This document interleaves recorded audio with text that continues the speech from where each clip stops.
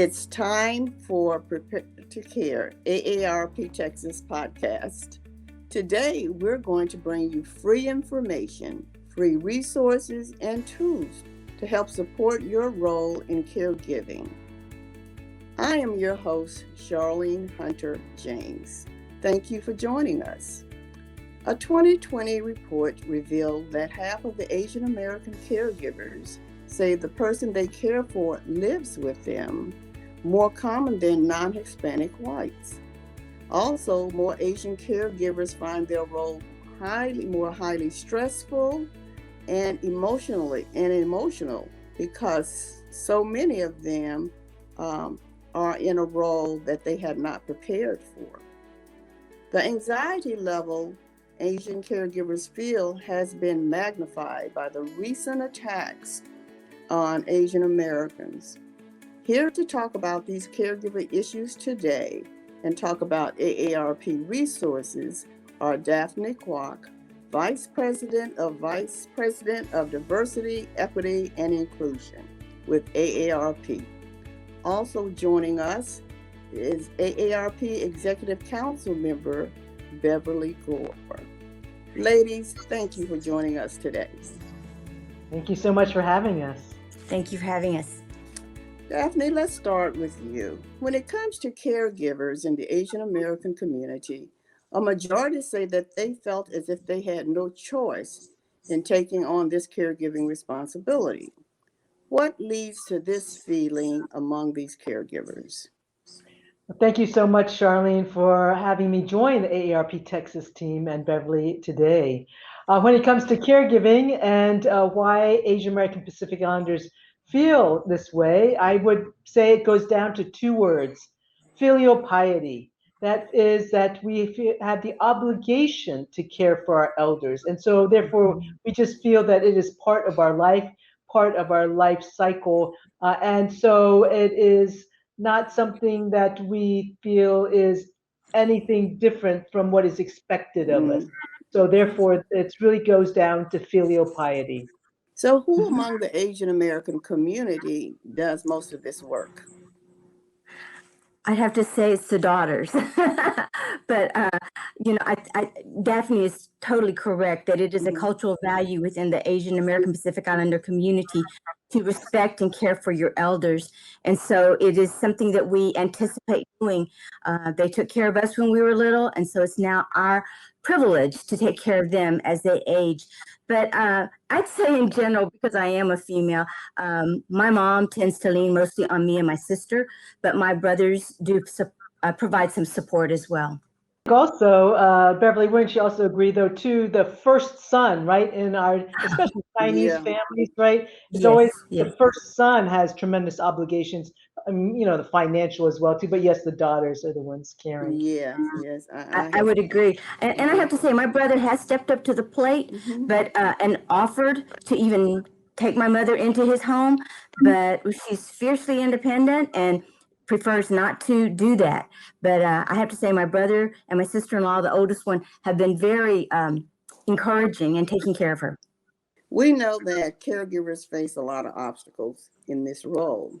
So are there any particular obstacles that maybe Asian American caregivers face as opposed to those by other individuals?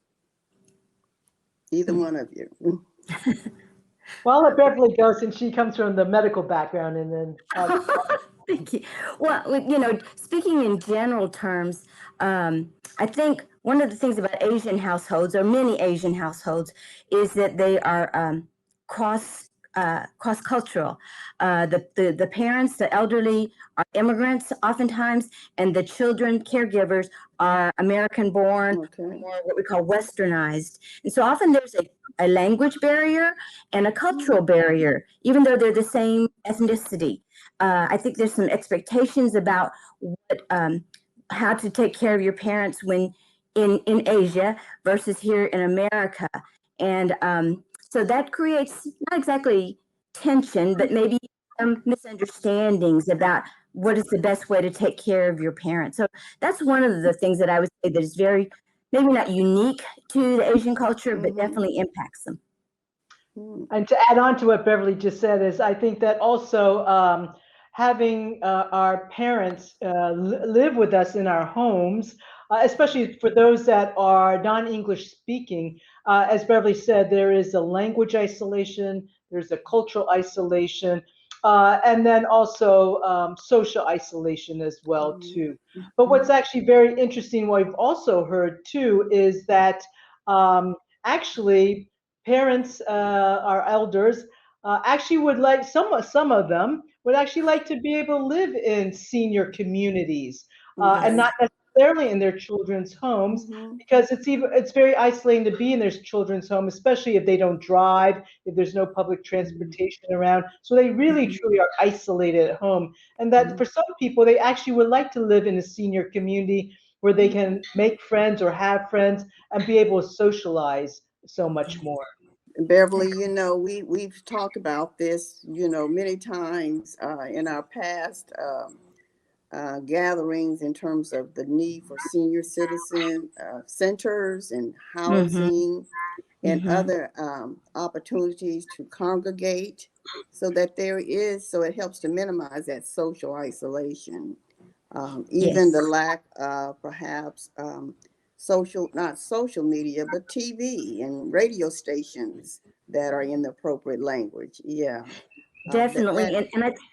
Yeah, COVID has really shined a light on the social isolation that many of our Asian seniors have. Fortunately, my mother lives 4 doors down, so I can visit her quite often. But many that don't live so close to their children or don't live with their children are totally alone, and it's very hard for them, very, very almost depressing.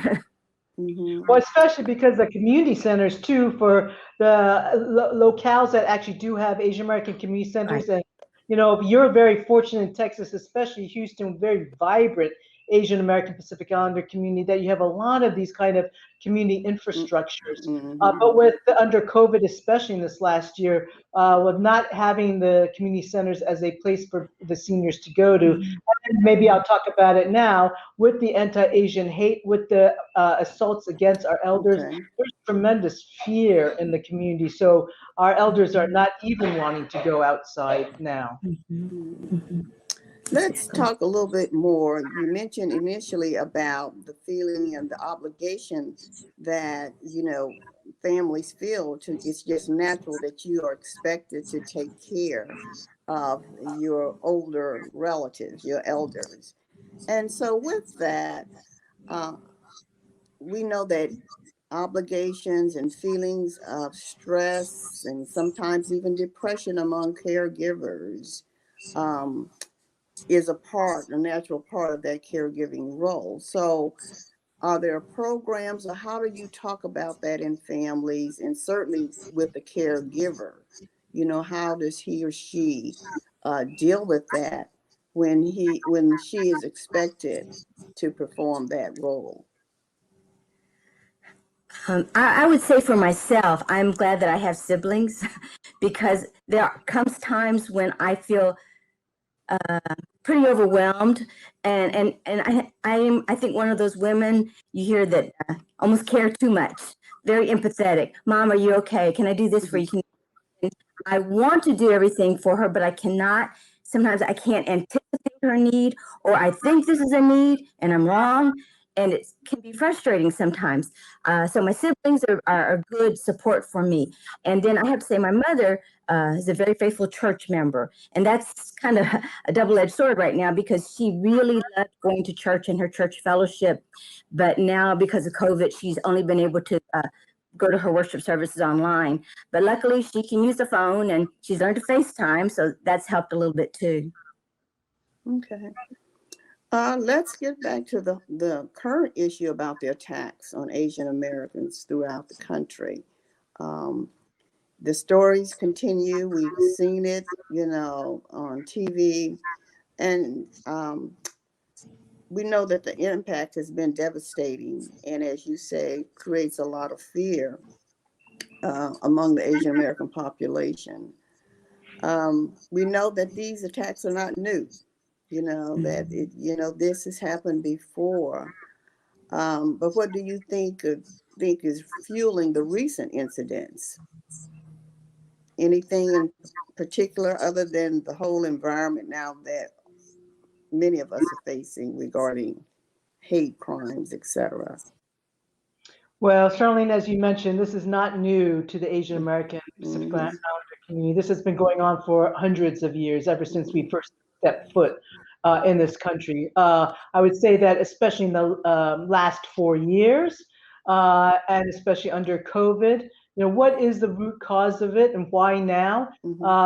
We really have to look back to our national political leader, the previous president, and his words. Words matter. Words matter a lot, especially when you have a megaphone like the president of the United States. And when you call the COVID coronavirus 19, the Wuhan virus, the China virus, Kung flu, and you sort of make light of it, this is actually impacts not only Chinese Americans here in the United States, but all Asian Americans and Pacific Islanders, because people can't tell us apart. They can't tell if we're Hmong, if we're Vietnamese, if we're Chinese. This, unfortunately, the hate against Asians impacts every one of us.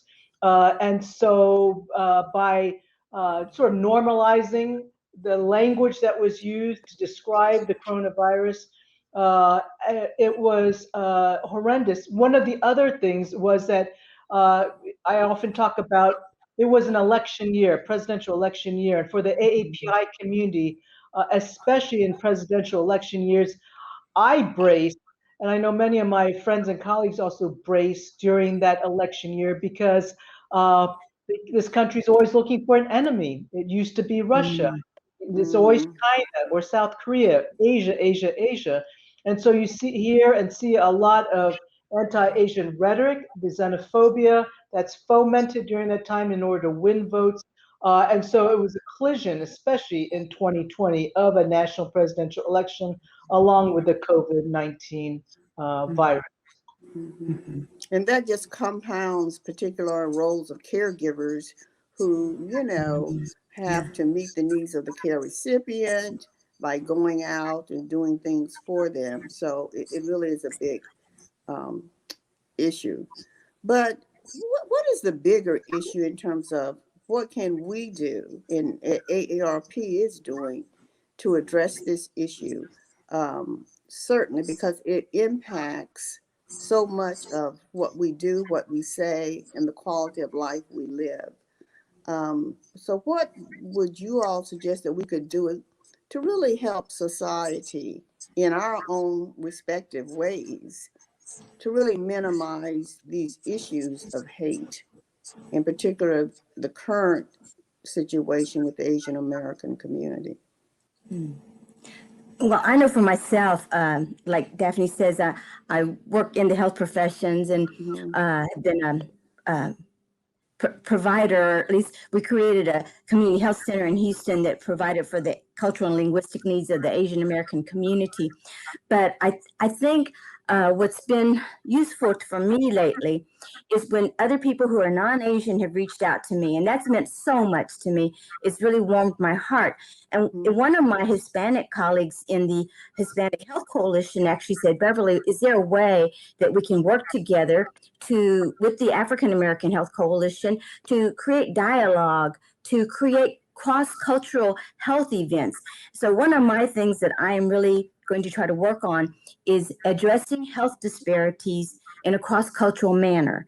Having teams of health professionals who are of different ethnicities go out to other communities so we can have positive role models of one another and create opportunities where we can get to know each other as people and not have these stereotypes kind of dominate the conversation, that Asians are the perpetual foreigners, that we don't speak English, that we're not from here. There's so many things that create animosity.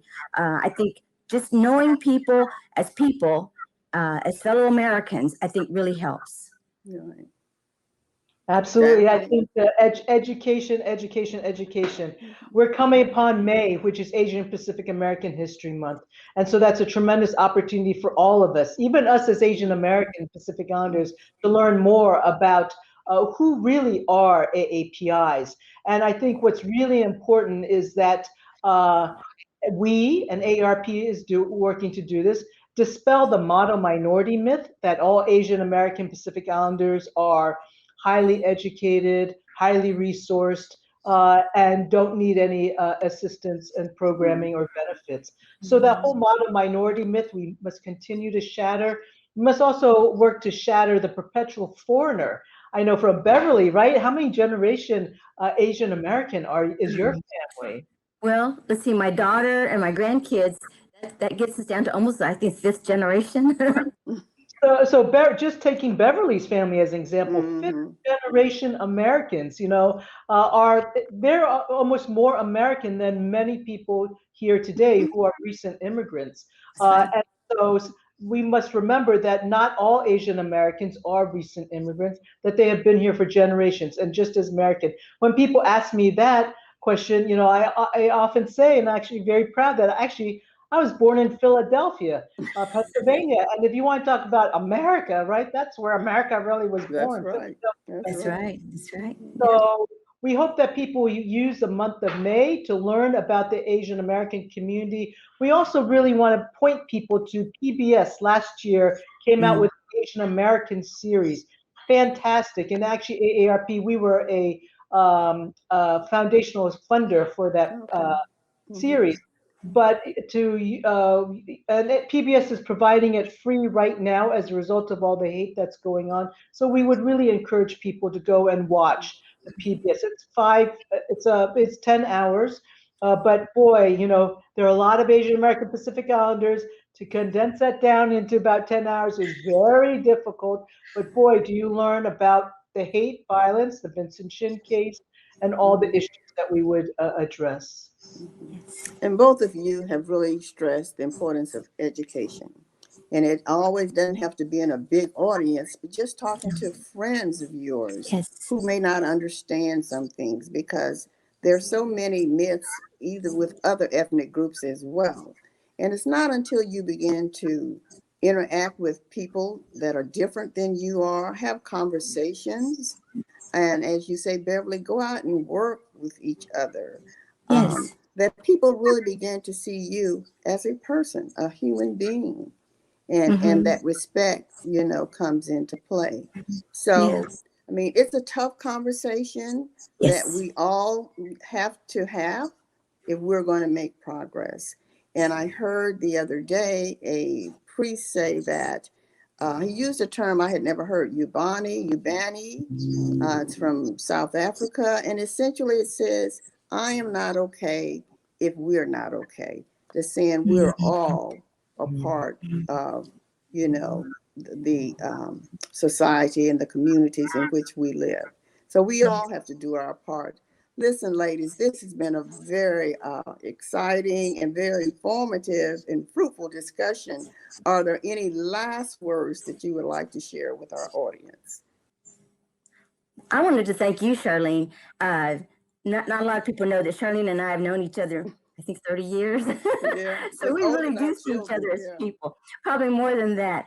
And, I want to compliment Charlene in that she's a member of the Asian American Health Coalition, and she comes to our events and she hears about what's going on in our community, and she supports us. And it is so wonderful to have those cross-cultural relationships. I tell all my friends that, I actually hablo más español de chino.